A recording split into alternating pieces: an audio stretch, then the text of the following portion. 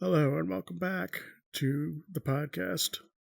Today, Empire Strikes Back, the second Star Wars movie to release, but the fifth in the mainline saga. Indeed. Pretty nice, pretty nice. I can only remember one specific scene, even though there's a bunch of them I remember. So,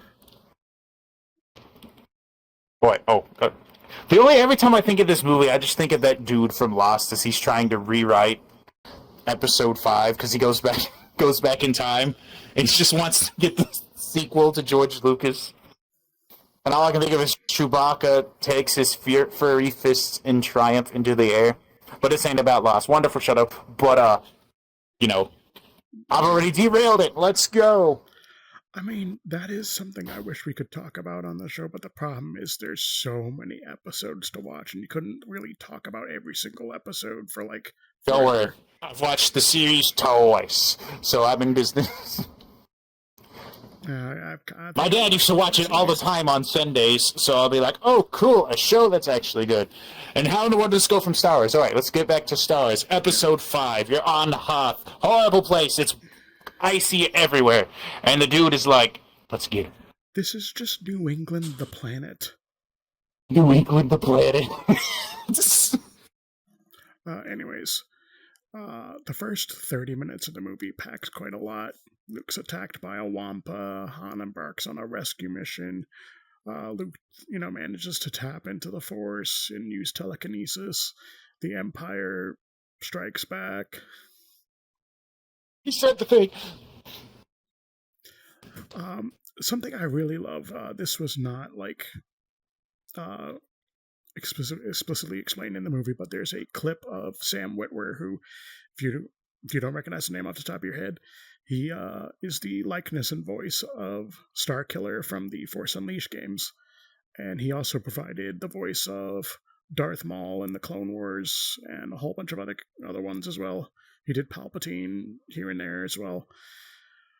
The thing is how he interprets Force Ghost. When he appears to Luke at the beginning of the movie, he's kind of like really blurry. He's very transparent. And as the movie goes on, he becomes a bit clearer. And by the time we get to Return of the Jedi, he's right there. He literally sits down on a log next to him and stuff. So it's like the deeper your connection to the Force gets, the more you can see them, is his interpretation. I really like that. It also goes to explain that people who aren't Force sensitive can't even see the Force ghosts, which is why in Return of the Jedi, there wasn't a whole bunch of people like, who are these three glowing guys over here? Because only Luke and Leia could see them. Is my mic working? I never thought about it, to be honest. Yeah. But yeah, shortly after he decides to follow, Obi-Wan's request, he goes off to Dagobah. Han and the others evade the Empire, heading through an asteroid field. They have their own whole adventure there. I was watching the one of the it's called the despecialized version. It's a recut of everything with the original footage, where they could, to make the cut as close to the original cut as possible, because they've been replaced with the special editions, however many of those have been released over time. The original scene where Vader gets called by the Emperor, it's a composite of an actress. Chimpanzee eyes are added over hers, and it's a third person does the voice.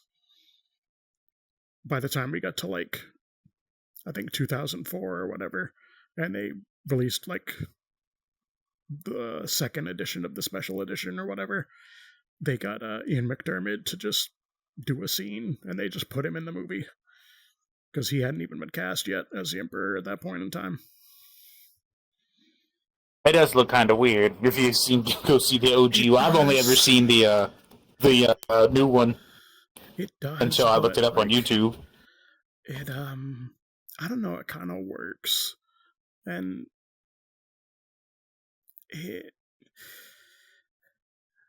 I don't know how to say it had a good creepy feel to it, and it worked. I don't know what else to say there. Yoda being a troll to Luke gets better with every viewing because especially when you take all the context of he's been a grandmaster for like probably several hundred years at the you know for the Jedi. Then he's all the stuff he did in the Clone Wars and whatever, and he was a bit of a troll in the Clone Wars, not as much as Obi-Wan, but still. And then he's just like, I'm just gonna be a little shit and steal this kid's protein bars or whatever, mess with his droid, and then suddenly he's just like, because Obi-Wan keeps uh, pushing, he's just finally like, just gives it up. It's like the boy has no patience, and just drops the gag. Yoda's best part is when, at least what I remember, when they filmed it, they had Luke talk to a stick where this puppet was supposed to be, or something like that. I've heard maybe it was I'm pretty. I can't remember if it was that one or if it was a different one. They set up a stick, and the actors would have to talk to a stick. No. That would have been like the prequels when Yoda was a fully CGI character. They'd either have a stick or Because they'd have like a little standee of Yoda so you could go like, okay, that's yay high. Look where the eyes are. But in maybe it was that one. That would make more the sense only because thing he was a puppet in the in episode 5. yeah, in 5, 6, and then his little appearance in episode 8, he was a puppet all 3 times. Even in the Phantom Menace, he was originally a puppet. But if you look at the newer editions, they replaced him with the CGI, so it doesn't look so weird that he goes puppet CGI puppet. But yeah, I still kind of liked the even then. Yeah, they released special editions of the prequels at this point as well. Does Mainly anyone just ever that wonder one thing. what? Sometimes I wonder. Darth Vader went through the trouble of having his servants prepare a grand meal for everybody, only for Han Solo to shoot him in the hand. Yeah. Like, the dude, he's like, go make sure they got some nice food, and he's like, blast. Well, so rude, so sit down. I mean, you'd do the same thing if you walked in and you Yes, saw like the Emperor's right but hand guy. Be like, yo, I got a chance to take him out. they also means that you're that valuable that the Emperor's right-hand guy made you food. Yeah, He's so hospitable. uh, but yes, we have Luke goes through his training. We got the iconic cave sequence where he beheads Vader and the helmet blows open to reveal his own face, which foreshadowing. At an astonishing 4 frames per second. Yes. I don't remember how they did this. So There's a specific way they did it, but I don't remember what they did. I think what they did is they actually either they dug a hole and Mark just like got in the hole, they put the helmet over him and he's just kind of sitting there like looking up. Either that or it was because it doesn't look like it was like a synthetic recreation of his face or anything. Well, I don't know how they do it in the OG ones, because they probably did a little CGI in the remasters, but I'm not sure for the that was something original. that didn't get changed. The main stuff that got changed was they added like, oh, let's put this extra detail in the background. Let's throw a droid walking around here, a giant thing walking across the screen here. It was just useless shit that shouldn't have been added. Anyway. But yes, foreshadowing. It hints at who Luke's father is, and also that this is what Luke will become if he continues going down this dark path, which it also was almost the ending for Return of the Jedi, because there was a thing written at one point, what the ending of when Vader dies, Luke was going to pick up the helmet, put it on, and say, "Now I am Vader." Which people were just like, why? Why did he go through all of this to suddenly be like, maybe I want to be the bad guy? A reverse Megamind. I see. Uh, and we Don't also forget the get the best part, the fight when they fought each other. It was an improvement over the episode 4 fight. oh yeah, they finally did some choreography, but then again, they also Because had Vader's like, check me out, yo, I can't lift my arms above my shoulders, but I can fight with one hand. but yeah, it's also that we now had two both of the fighters were like younger actors. Not I mean this it was the same guy as Vader from the first movie, but it's Alec Guinness was like That Scottish dude. he was ancient even then. It's like that's the best he could do was just Don't forget the little twirl. Oh, there's a chord there. Yeah. Yeah, the twirl. Oh, my marker's gone. The fight, we gotta go. You gotta go, Luke, I am your father. And he never said it. That's further down the line. Oh, okay. There was the iconic scene, Yoda lifts the X-Wing and teaches Luke, size matters not. Because he's like, if I'm this little, 3-foot tall guy, I can lift this, no problem. You shouldn't have as much of an issue. Anyway, but yeah, what you were saying, how Han just shoots Vader. I think it's funny how Vader's just like blocks it, and then just like takes the gun. It's like, dude, just no. Don't even try. He's bold, though. You're right, anyone in his spot would try it, but it's not going to go far. I mean, yeah, it's like... It's the equivalent of just one of the random Fellowship members in Lord of the Rings being like, I think I can take on Saruman. He'll be alright. I'll just go at him with a sword. It's not like he has, like, telekinesis and he can shoot, like, bolts of energy at me and all sorts of stuff and can enchant me with a spell. The sword will do. Same thing.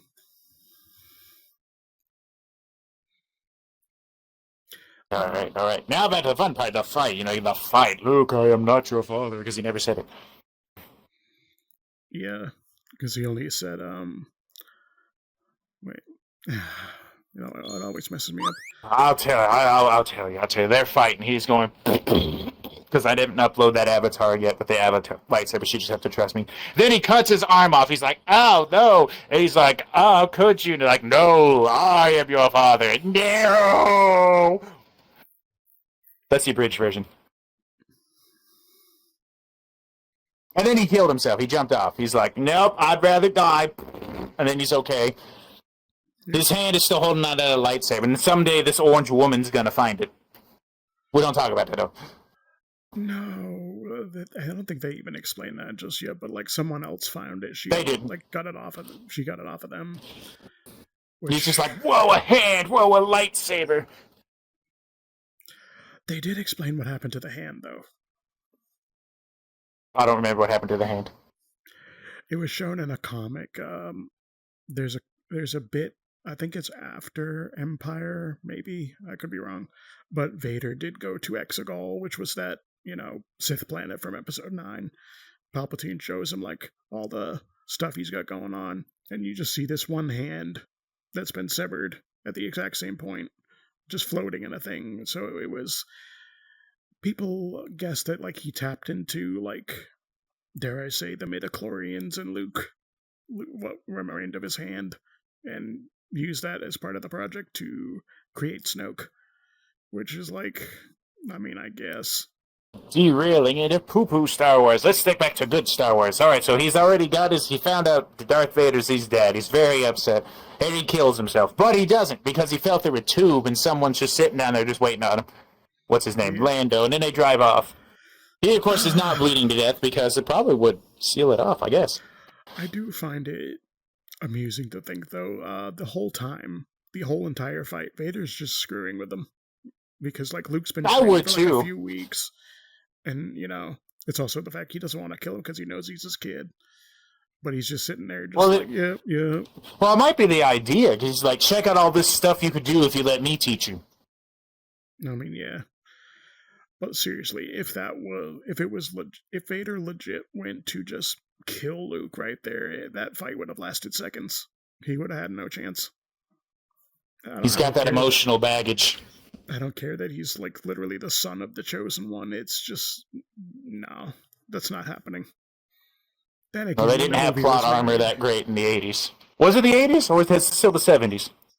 I believe Because it'd be it was either 79 or it already crossed over into the 80. 79 or 80, I think. It's And close to the then 80s. Jedi, I think Return of 80-ish. the Jedi was 1983, I believe. But yeah, like Luke's only had a few weeks training. Vader literally had a whole 13 years with the Jedi and then 20 years of being a Sith Lord. He's on top of being the chosen one, even though that wasn't a thing yet when they made the movie. He's still just like, yeah. It's like And then it's the equivalent of trying to fight a samurai that knows karate after you took one karate class. He's just gonna be y'all like, ever think you're all that? You're like, I can take him, and then you just get kicked in the gut and you just like die. Or you but start choking and just go, oh! but yeah, it's only when Luke got a lucky strike because he did come down and like hit him on the shoulder, and that's when Vader's just like, all right, no hand. Yes. But yeah, and then yeah, of course the no, I am your father. No, I am your father. No, it's true, son. Look at your feelings. Darn. Good movie. Well, it's pretty much still my favorite of the original three. And it's Yes, definitely yes, of even course, of then course. it's in my like But we top didn't talk five. about the greatest character, Chewbacca, when he goes around and raises furry fists in triumph as he shoots everybody. No. There you go. All right, I'm happy now. But yeah, maybe if we're lucky, we'll manage to get Return of the Jedi done before the end of the year. Woohoo! All right, let's get off this frozen rock. But I can't afford planes. We ain't got no ships.